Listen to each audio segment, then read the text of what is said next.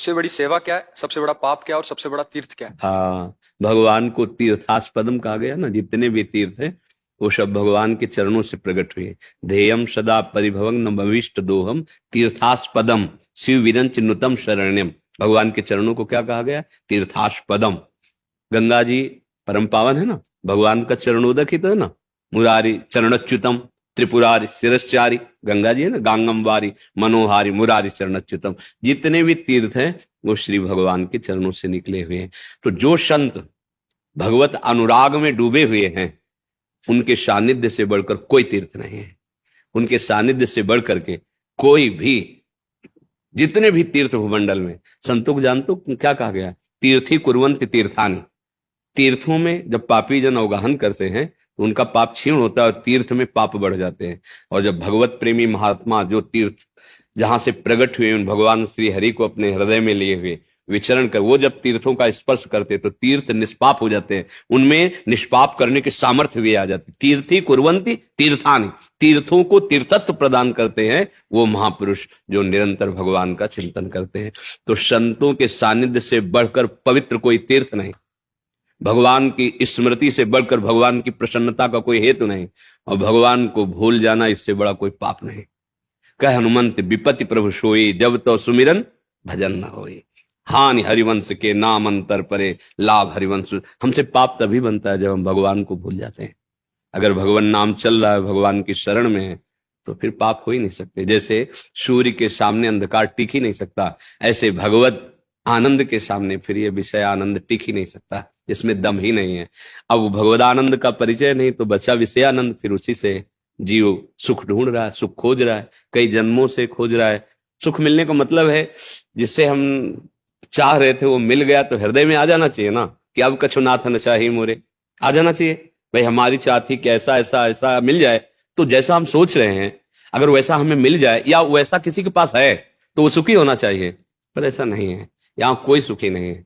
सब सुख की चाह में है, सुख किसी को नहीं मिला है।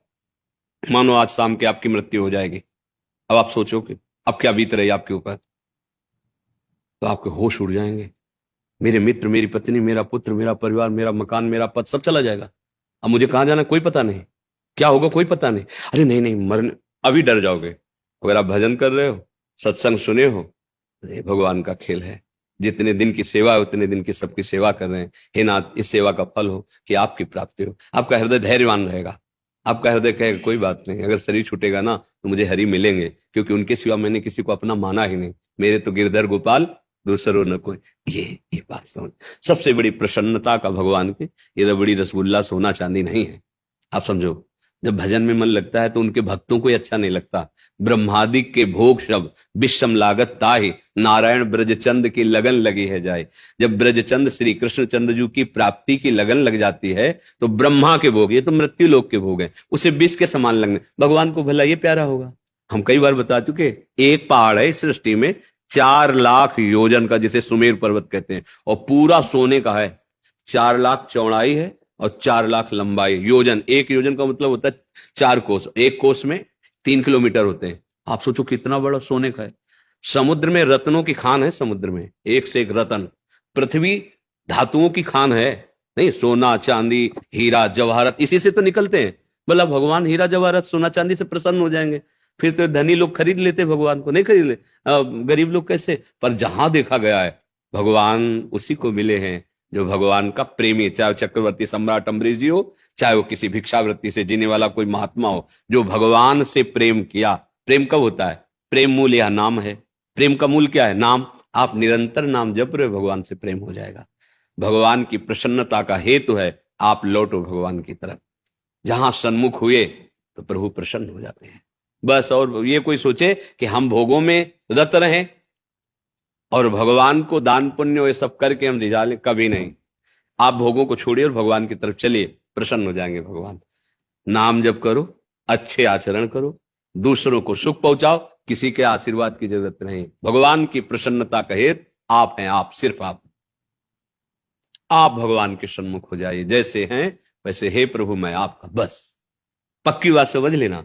भगवान प्रसन्न इसी में होते जिसने अपने आप को प्रभु के चरणों में समर्पित कर दिया। अच्छा, जैसे आपके बूढ़े माता पिता हैं, आप रुपया उनके आसपास रख दो, सोना चांदी रख दो, 2-4 नौकर रख दो, खूब खाने पीने की व्यवस्था कर दो, क्या आप सुखी कर लोगे? नहीं। वो चाहेंगे जब आप उनके पास हो, उनको मुस्कुरा करके उठाओ, बैठा लो, पाओ, तो ये देख के कि मेरा लाला है। बस एक जो लोक के माता पिता हैं, उनको आपका प्यार चाहिए, पैसा नहीं चाहिए। लेकिन जब आप उनके सामने हो और आप उनको दुलार करके उठाएंगे ना, बैठा लेंगे और नम्रता से पेश आएंगे, तो उनका हृदय शीतल हो जाएगा। तो जगत का मालिक वो तुम्हारे रुपया पैसा प्रसन्न हो जाएगा क्या? उसको आप चाहिए, सिर्फ आप। भगवान कहते सिर्फ आप अनन्य चिंतन मेरा करो, मैं ठेका लेता हूं तुम्हारा। योगक्षेमम वाम्यम, भगवान कहते। तो हमें तो लगा शास्त्र सम्मत साधु सम्मत बात ये कि भगवद स्मृति ही भगवान की प्रसन्नता का हेतु है। संतों का सानिध्य ही तीर्थों को भी पवित्र करने वाला है। इसलिए सबसे बड़े तीर्थ संत जो भगवत प्रेमी महात्मा है, और सबसे बड़ा पाप भगवान को भूल जाना।